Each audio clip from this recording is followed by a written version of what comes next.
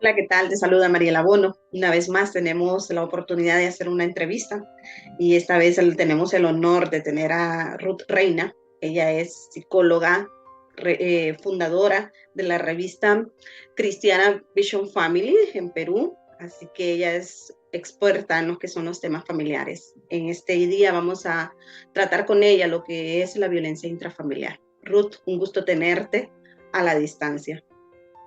Hola, ¿qué tal, Mari? El gusto es mío. De antemano quiero agradecerte por esta gran oportunidad de poder compartir desde tu canal y estoy muy emocionada de estar acá y poder hablar de este tema tan antiguo pero también tan actual como es la violencia intrafamiliar. Así que los que se conecten, esperamos que realmente esto sea de mucha bendición para sus vidas porque vamos a estar hablando de este tema tan actual que hoy se vive en la humanidad. Así es. Para empezar, Ruth, ¿cómo podemos definir qué es realmente violencia intrafamiliar? Ok. Bueno, cada vez que hablamos de violencia intrafamiliar, nos referimos básicamente a cuando la persona ejerce la acción de abuso o de violencia, pero dentro de las cuatro paredes que se llama casa. Tú sabes, Mari, que la violencia hoy en día está en todos lugares. Tenemos violencia en las escuelas, tenemos violencia en las calles, en diferentes lugares. Pero también existe la típica violencia de la familia, que por lo general lo ejercen muchas veces los cónyuges o los progenitores hacia los hijos, ¿no? Entonces, la violencia básicamente se da en tres niveles dentro del hogar, lo que es la violencia psicológica, que son insultos, gritos, la falta de afecto de padres a hijos, tenemos la violencia física, que son los golpes, y también tenemos lo que es la violencia sexual, que muchos hogares lamentablemente lo están padeciendo. Entonces, hablar de violencia intrafamiliar es hablar de un tema muy actual. Estaba viendo yo hace unos días en internet un dato que me llamó mucho la atención y decía que el 70% de familias en el mundo actualmente está sufriendo de algún tipo de violencia intrafamiliar. O sea, esta situación realmente es muy alarmante la que estamos viviendo hoy en día. Wow, realmente un 70% es muy alarmante. Es algo que no deberíamos de normalizarlo. Pero Ruth, ¿qué factores hace que se desarrolle violencia dentro de los hogares? Claro, hay que entender que los adultos que generan la violencia en el hogar, que por lo general son los progenitores o a veces uno de los cónyuges, son adultos que si investigamos un poco de sus vidas, por ejemplo, nos vamos a dar con la noticia de que son adultos que cuando un día fueron niños o adolescentes, fueron sometidos a la autoridad de sus padres, pero bajo una crianza de violencia. Entonces hay un dicho que dice, niño maltratado, adulto maltratador. Entonces, lamentablemente, siempre yo he creído que una de las causas más principales hoy en día, por qué hay tanta violencia en los hogares, es porque justamente esto es un problema generacional. Es un problema que se viene traspasando de generación a generación porque el niño crece en la violencia, se convierte en padre y vuelve a repetir la misma historia en sus hijos. Entonces, lamentablemente, esto se va haciendo una cadena y mientras no haya un padre, mientras un ser humano diga hasta aquí no más, yo no voy a repetir la misma historia, esto no va a cambiar, ¿no? En pocas palabras, lo que te puedo decir es que detrás de un gran maltratador en un hogar siempre ha habido un niño maltratado. Wow, qué importante. A veces tendríamos que escudriñar al adulto, como tú nos dices, por qué él es maltratador. ¿Cómo afecta la violencia a lo que es el esposo, la esposa, los hijos? Cuando estamos en un ambiente de violencia, un ambiente de insultos, un ambiente violento, ofensivo, de abuso, a un abuso sexual, ¿cómo afecta al esposo, la esposa y los hijos? La verdad es que las secuelas del maltrato intrafamiliar la mayoría de veces son muy devastadoras. Ahora, hay secuelas que se dan a corto plazo y a largo plazo. Por ejemplo, cuando existe la violencia entre cónyuges, donde a veces el varón es el que, el que genera la violencia o viceversa, pero también hay casos que son distintos.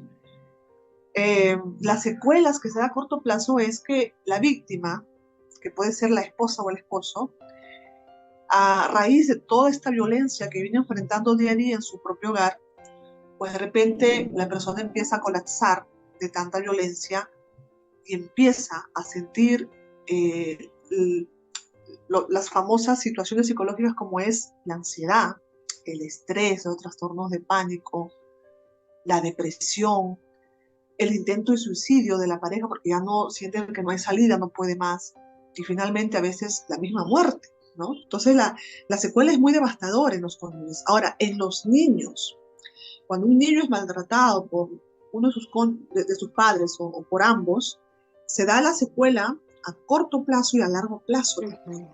A corto plazo, los niños que empiezan a sentir esta situación terrible de violencia en su propio hogar, empiezan a tener cambios en su conducta. De pronto empiezan o bien a aislarse o bien a ser agresivos. Y esto empieza a repercutir a donde vayan. Entonces de pronto empiezan los problemas en la escuela. Están llamando a los papás porque el niño es muy violento, el niño es muy agresivo con los compañeros, de pronto ya no presta atención al área académica.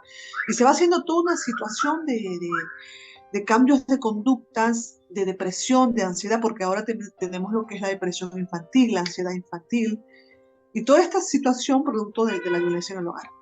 Pero también existe los daños a largo plazo, que son los más terribles, considero yo como psicóloga. ¿Cuáles son los daños a largo plazo de un niño que ha sido maltratado durante la infancia?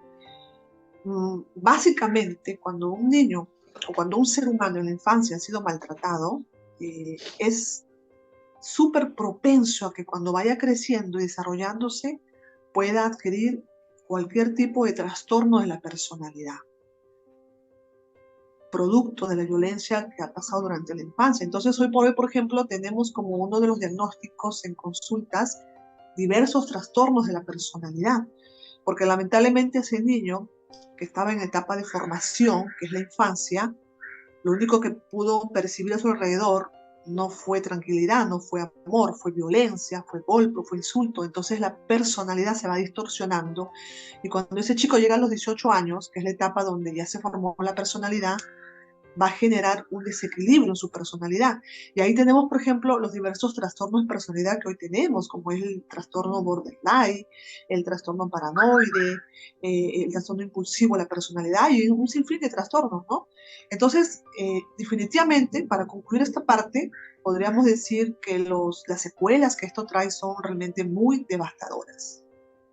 Eso te iba a preguntar, Ruth, porque, bueno, yo soy vengo de un hogar donde sufrimos violencia.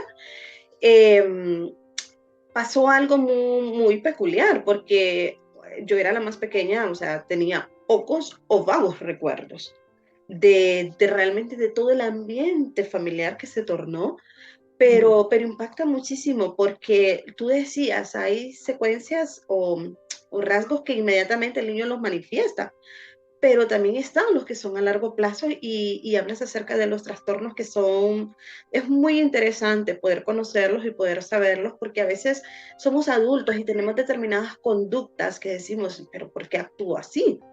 O sea, ¿qué me pasa? ¿Por qué lidio con el temor? ¿Por qué lidio con, estoy como a la defensiva? ¿Por qué lidio con determinadas cosas en mi vida que siempre me mantienen como alerta, como alarma? A veces creemos de que porque no los recordamos o tenemos vagos recuerdos, ya adultos, creemos que no han hecho un efecto nocivo en nuestra vida. Pero tú lo comentabas ahorita y es algo muy importante porque sí lo hacen, sí lo hacen. Ahora bien, cuando nosotros tenemos ya ese conocimiento, ¿se puede sanar?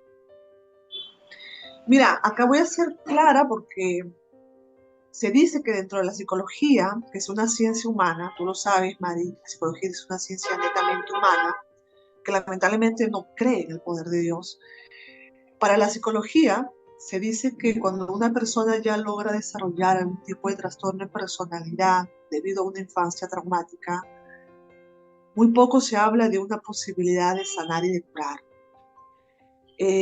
Dicen algunos que haciendo psicoterapia, quizás un 30% la persona quizás pueda mejorar en algo.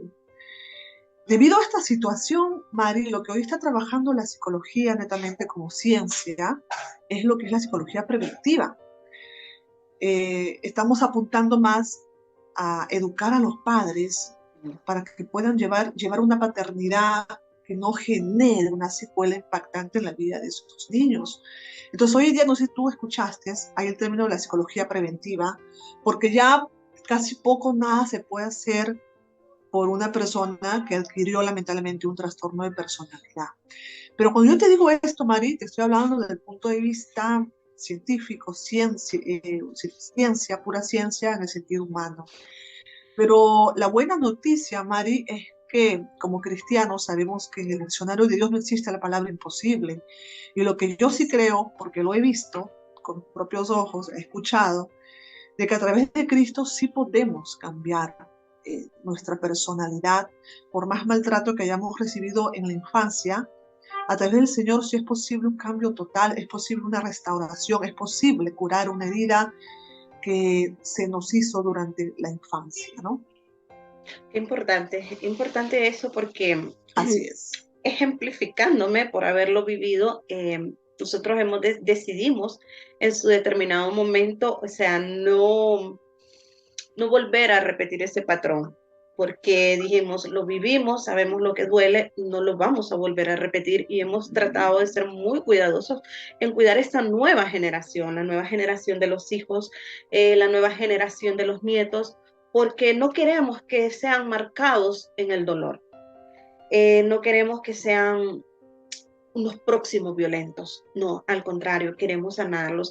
Y es muy importante lo que tú decías, porque en nuestro caso nosotros nunca tuvimos, y tú lo ves, por eso es que ahora pues se está implementando lo que es la psicología preventiva, porque Uh-huh. la curativa, o dice la ciencia, pues no hay mucha posibilidad que cures, pero dice, mejor vamos a prevenir.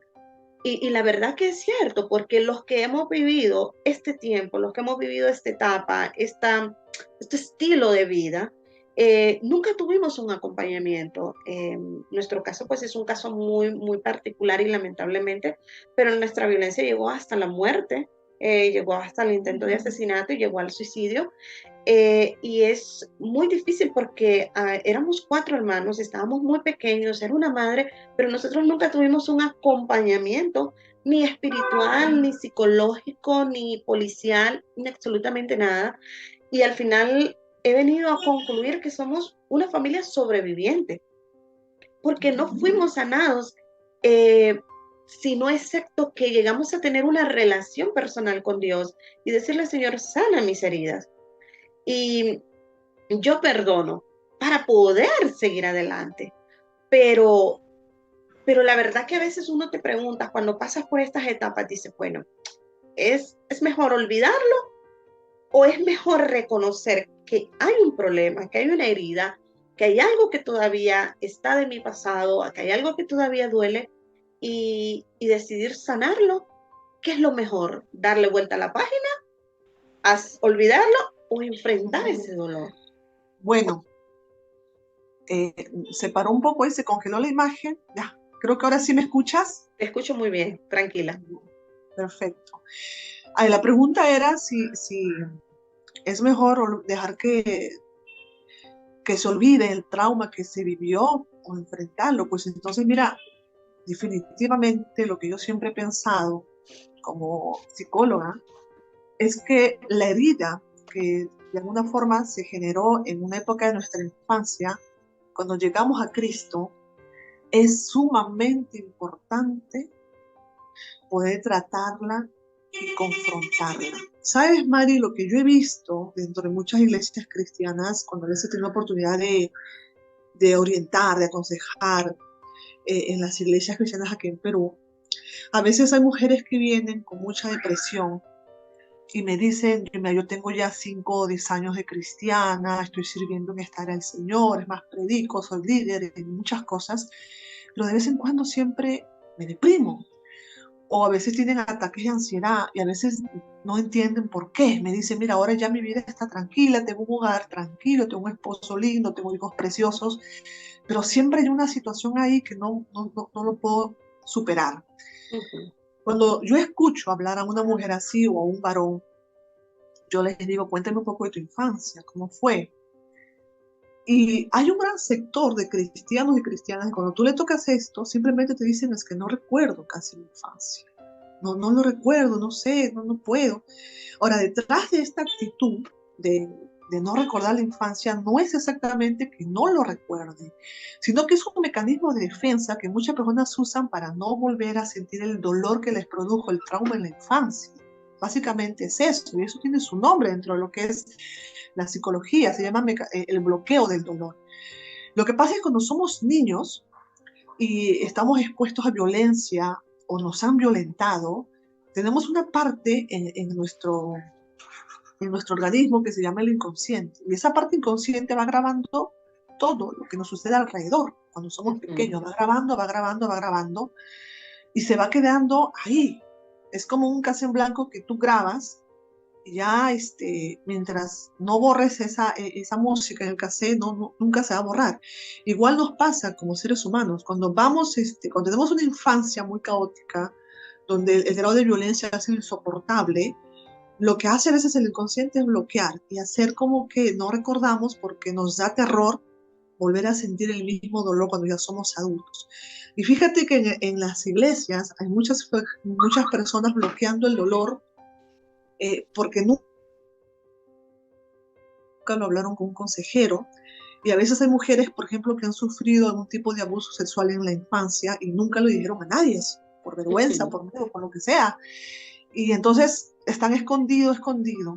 Y cuando un dolor se esconde, de vez en cuando sangra.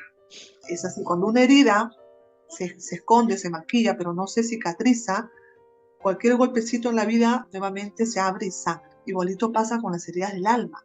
Cuando no se ha tratado la herida del alma, siempre va a sangrar hasta el último día de tu vida. Y por eso es que a veces tenemos lo que somos las depresiones encubiertas. ¿Qué es una depresión encubierta? Es cuando a veces decimos, pero yo no entiendo por qué me siento tan mal si ya todo está bien, y es que no has tratado el problema de tu infancia.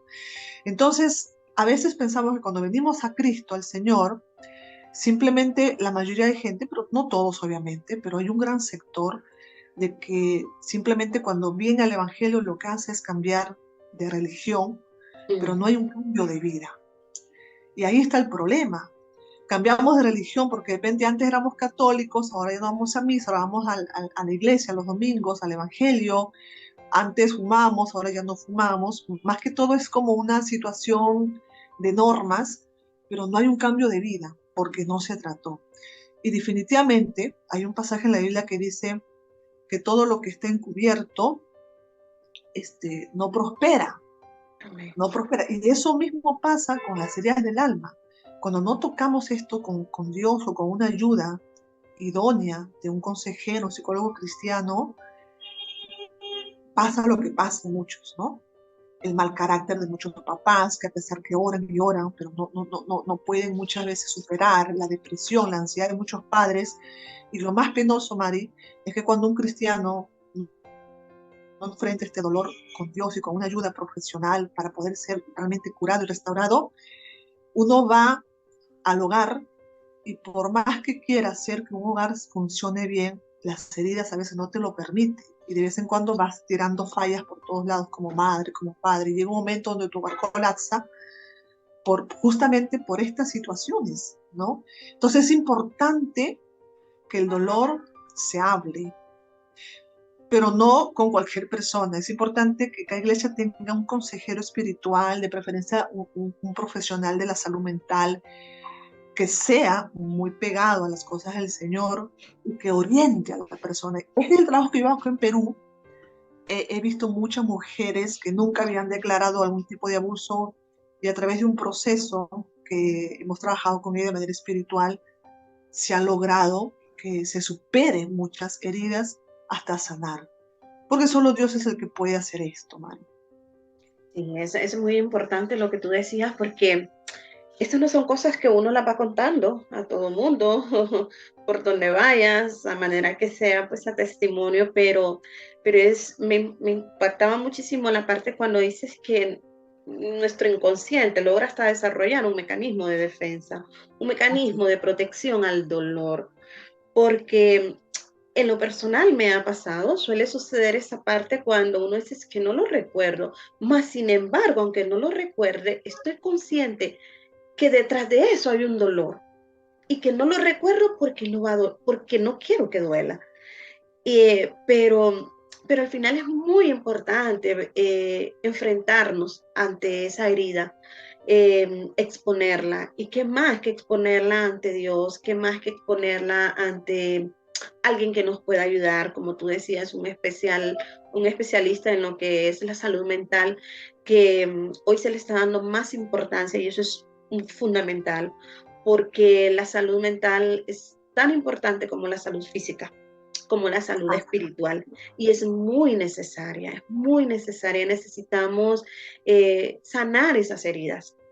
Siempre digo, cuando Dios te permite exponer a la luz tu herida, no lo hace para humillarte, al contrario, lo hace para sanarte, para restaurarte, para que estés sano, porque cuando estamos sanos nos sentimos más plenos, somos mejores cristianos, mejores padres, mejores parejas, mejores así es. hijos, mejores en la sociedad. Y al final el objetivo del Señor siempre en esto es sanarnos, sanarnos. Y damos gracias a Dios por ello. Ruth, ¿qué pudiéramos decirles a las familias que están viviendo ahorita este tiempo violencia? Es muy importante, bueno, si nos están viendo padres ya, personas adultas, que ya tienen un hogar, que Dios les ha bendecido con niños, con generación, todavía hay tiempo de que ustedes puedan ser restaurados, pero para eso tenemos que confesar lo que nos duele y no bloquear, porque ahí está la clave, ¿no? En confesar el pecado. Digo, ¿por qué pecado? Porque una herida en sí también es un pecado en el sentido de que siempre detrás de cada herida emocional hay mucho rencor y resentimiento. Y tú sabes que esto del rencor y resentimiento, si nos vamos a los principios bíblicos, son cosas que Dios nos manda a arrepentirnos porque hacen mucho daño al organismo. Es más, científicamente está comprobado que personas que no perdonaron a su agresor durante la infancia por algún tipo de abuso sexual, físico, psicológico, si la persona se fue desarrollando y fue teniendo éxito en la vida como profesional, como trabajador, como empresario, pero su salud mental muy dañada, llega un momento donde la persona empieza inclusive a psicosomatizar, que son enfermedades de dolencias que pueden llevarte al mismo cáncer, porque nunca hablamos con alguien acerca de aquello que nos pasó en la infancia. Entonces es muy importante de expresar con nuestras bocas y decir, esto me pasó, fui abusada por alguien en mi infancia, por un familiar, me sembraron una palabra de maldición en la infancia y desde ahí yo me perdí. O sea, es importante declararlo ante Dios. Ujú. Ahora, hay muchas personas que no han ido a terapia, pero en un encuentro con Dios a solas, el Señor les ha restablecido, les ha curado las heridas porque han ido a Dios completamente desnudos en el sentido emocional y le han dicho al Señor, Señor, esto me pasó, esto me hicieron y yo siento rabia y yo siento odio por esto que me pasó. Y te pido que por favor intervengas y me ayudes a ser mejor, a que sanes este día. Y hay gente que a través de Cristo directamente se ha restaurado. Pero hay personas que no pueden hacerlo directamente a veces y necesitan de un apoyo espiritual, un consejero. Hay chicas o chicos que les cuesta expresarse y no saben cómo hacer una oración de esa naturaleza. Y para ahí está justamente el consejero espiritual, el psicólogo cristiano que te lleva y te ayuda a recordar esa parte y a enfrentarlo y a restaurarlo, pero a través de Cristo, porque el psicólogo no cura nada. Lo que Así nosotros es. hacemos es simplemente encaminar a la persona hacia la verdad, que es el Señor curando las heridas. Es el trabajo que hacemos los psicólogos cristianos. Los seculares son de otra forma, ¿no? Pero el cristiano encamina a la persona para que esa herida tan dolorosa sea expuesta y sea sanada a través de Cristo. Entonces, si algún adulto nos estuviera viendo en este preciso momento y sabe que algo pasó en la infancia y quizás no lo recuerdes porque el inconsciente lo bloqueó, pero sabes que hay algo allí que no te deja ser libre, tienes dos opciones. O haces un encuentro con Dios, te programas un día a través de un ayuno, de una oración, te internas en algún lugar, tú a solas con Dios y hablas acerca de ese problema que te pasó con la finalidad de que Dios te ayude a perdonar y a sanar. Pero si tú sientes que necesitas de un apoyo espiritual, porque no tiene nada de malo apoyarse en Así alguien es. que te pueda conducir hacia esa liberación, es importante que busques profesionales y de antemano, profesionales que sean cristianos, porque si tú vas a un profesional secular, no vas a encontrar la salida, pero un profesional de la salud mental que tenga la convicción de que Cristo puede sanar, sí te puede orientar y te puede encaminar hacia esa libertad que requieres, uno, por ti mismo, o sea, para que tú seas libre y te cures de esa depresión, de esa ansiedad, de esa ira que llevas dentro, y también por tu entorno, porque una persona herida suele herir siempre, pero una persona restaurada restaura todo lo que está a su alrededor. Entonces, por ti y por los tuyos, que son tu Así generación, es. tus hijos, los hijos de tus hijos, lo que Dios te ha dado, para que tampoco tú los lastimes, más bien restaures y animes a esas vidas a ser distintas a lo que fue tu vida en la infancia. Correcto. Eh, Hermoso como lo decías, Ruth, con respecto a ir desnudos al Señor, exponer este dolor, porque siempre tendemos a culpar a Dios, porque ¿dónde estaba? Yo era niño y todo, pero al final sin duda todo tiene un propósito, todo tiene un plan, y nada se sale de ese propósito eterno y divino. Y definitivamente creo que si yo no hubiera, nosotros como familia no hubiéramos pasado ese proceso, tampoco sentiríamos la empatía que sentimos hoy. Tampoco estuviéramos ayudando a otros, porque sí, en lo personal, en lo íntimo, me buscan en consejería y al final lo único que puedes decir es solamente Dios. Y no es una religiosidad, no es decir, o sea que tengo que ir a la iglesia. No, es esa intimidad, es decir, Dios, o sea, que eres el único que puede sanar, eres el único que puede borrar, eres el único que puedes quitar el dolor, la amargura, la ira, el odio que yo siento, eres el único. Y cuando le damos ese permiso a Dios, es cuando Dios puede actuar en nuestras vidas. Ahora, cuando una familia ya se han separado, están por lo mismo, por la violencia, y hay niños, ¿qué debemos de hacer como padres? ¿Empezamos a trabajar a los niños en su sanidad desde ya o esperamos que sean adultos? No, mira, cuando hay una separación de pareja y hay niños de por medio, o sea, hay personitas en la etapa infantil, es sumamente importante cuidar la integridad emocional de esos niños. De antemano hay que saber que basta que los niños se enteren que sus papitos se van a separar, ya es un impacto emocional para esos pequeños. Entonces, el impacto emocional que un pequeño siente cuando descubre que sus papás se van a separar, primero que nada, es una profunda inseguridad que los niños sienten porque pasa en su cabecita y dice, ¿y ahora qué va a pasar? Ya no va a estar papá acá, ya no va a estar mamá acá, ya no me van a amar igual. Siempre lo que pasa detrás de una cabecita de un niño cuando se separan los papás es, ya no me van a amar igual, ya se acabó todo, ya no voy a ser más amado.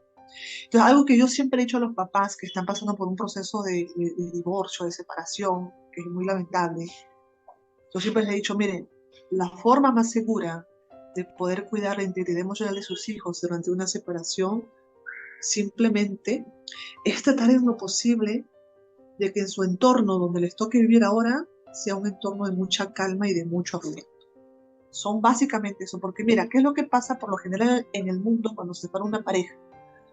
Los hijos mayormente quedan con las mamás y se van a un entorno donde la mamá nunca supo manejar sus emociones y desde que amanece hasta que anochece todo es un estrés para la mamá, porque está dolida, porque está decepcionada. Entonces provoca eso en sus hijos, transforma ese dolor y lo revoca en sus hijos y siempre están con un día malo, ¿no? Amanece la mamá amargada, inclusive hay madres que empiezan a hablar mal del papá y hay hijos que dicen, mamá, ¿y qué fue de mi papá? ¿Por qué se va? Y volverá. Y casi a veces la mamá, eh, Los lamentablemente, temores y las incertidumbres.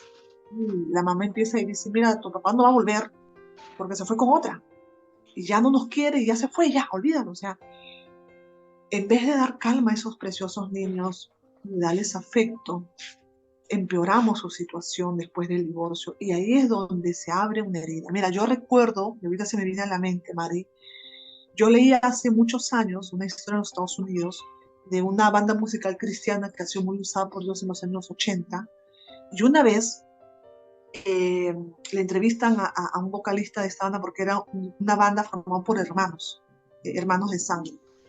Y le preguntan en una entrevista y le dicen, sabemos que ustedes chicos vienen de un hogar disfuncional, sus papás se separaron, y cómo esto les afectó, porque ustedes pasaron pobreza, pasaron separación en la infancia de sus papás, y cómo ustedes no se han perdido, como la mayoría de chicos que se pierden con una familia disfuncional. Y me llamó la atención porque el mayor cogió el micro y dijo, mira, desde el momento en que papá se fue de casa, porque papá se fue de la casa, yo, el mayor tendría como unos 7, 8 años, y el resto tenía 5 o 4. Él dice que el papá se fue porque tomaba mucho, era alcohólico. Y me dice, desde ese día que papá se fue de casa, nos quedamos con mamá. Y obviamente, al quedar en manos de la mamá, porque papá se desentendió totalmente de nosotros, él dice, yo recuerdo a mi madre, decía este joven, que ya de pronto no teníamos las comodidades, nos fuimos a vivir a un lugar muy, muy pobre. Pero, ¿sabe? Yo nunca experimenté tanto dolor porque el chico decía, ¿no? Mientras íbamos al colegio, mi madre empezó a lavar ropa para mantenernos. Y cuando llegaba la hora de almuerzo, salíamos del colegio yo y mis hermanitos, y mi madre también llegaba a esa hora para almorzar con nosotros con algún tipo de comida, que no eran ni siquiera grandes manjares, pero el chico decía, yo recuerdo que cada vez que mamá abría la puerta y llegaba a la casa, siempre estaban con una sonrisa de oreja a oreja, a pesar que papá le había abandonado. Y dice, se ponía a cantarnos, y luego de almorzar juntos nos poníamos a jugar con mi mamá, y entonces el chico decía, llegó un momento donde cada vez que mamá entraba a casa, para mí era sinónimo de felicidad. Wow.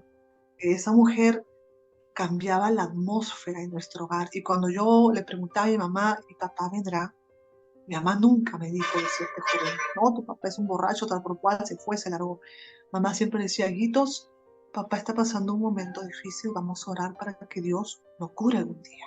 Papá está pasando un momento muy difícil, pero en el fondo los ama, sino que está pasando un momento muy problemático. Pero vamos a orar. Y nos poníamos a orar y nos arrodillaban. Nuestra madre hacía que nos arrodillemos ahí en la sala y oramos por mi papá. Entonces, nunca mi mamá levantó odio por mi padre hacia nosotros, sino levantaba compasión.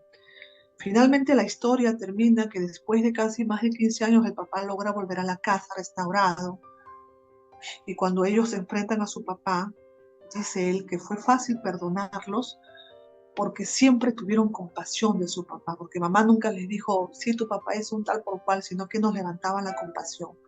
Finalmente este hogar fue restaurado, mira, fue restaurado, pero gracias a la mano y a la sabiduría de esta mujer, mamá, que supo manejar un momento conflictivo de sus vidas y en vez de que sus hijos se perdieran, supo manejar la situación para que ellos vayan en el camino del Evangelio. Qué importante la parte, porque al final no era, ella no lo hacía por él, lo hacía por sus hijos. El Exacto. hablar bien lo hacía por guardar el corazón de sus hijos. Y tú decías algo muy importante, al final se les fue fácil perdonar. ¿Por qué? Porque su corazón había estado protegido con la compasión.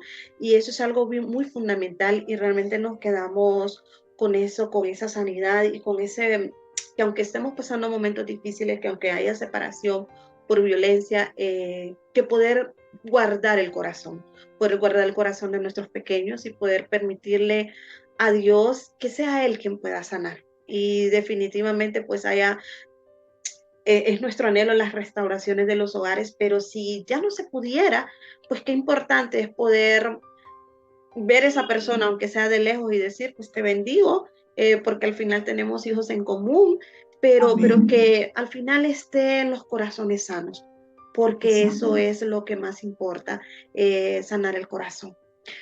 Ruth, te damos gracias. Gracias por esta oportunidad que nos das de poder haber hablado de este tema tan, tan importante que realmente es un tema que lastimosamente no cambia de moda, no cambia de tiempo, se sigue haciendo. Y tú dijiste algo desde el principio, mientras no haya alguien que lo frene, mientras no haya alguien en su familia que diga hasta aquí, no más vamos a continuar este patrón de violencia, lo seguiremos viviendo. Así que si en esta hora tú en tu casa has pasado un momento de violencia intrafamiliar o lo estás viviendo, puedas recibir esta palabra y de saber de que puedes ponerle un alto, puedes poner un freno, puedes sanar, que Dios está ahí y que puedes marcar un antes y un después en tu familia, que ya no importa lo que vivimos, no podemos retroceder el tiempo. Sin duda tenemos un Dios grande, un Dios hermoso, maravilloso, que sana, que eso es lo que Él busca, sanarnos y restaurarnos y convertirnos en ejemplo y un testimonio de aliento para los demás, que podamos guardar nuestras futuras generaciones para que sean unas generaciones sanas, que sean unos futuros esposos sanos, unos futuros padres sanos, madres sanas, y que podamos formar una generación diferente. Ruth, muchísimas gracias por este tiempo. Déjanos poder honrarte en esta hora con nuestra chapa honorífica de Brazos de Amor Ay, como una mujer de ejemplo, como una bendición, y gracias por este tiempo. Que el Señor te bendiga, te la haremos llegar. ay, fantástico, me emociona. Sí, bueno, estamos lejos, pero todo es posible, mira, todo es Así es, posible. Me siento así es, honrada. Te agradezco inmensamente por esta oportunidad que me das de compartir en tu canal y poder bendecir la vida de tantas familias que en verdad lo necesitan. así es. Bueno, nos vemos hasta la próxima entrevista aquí en Asuntos de Casa. Así es, bendiciones.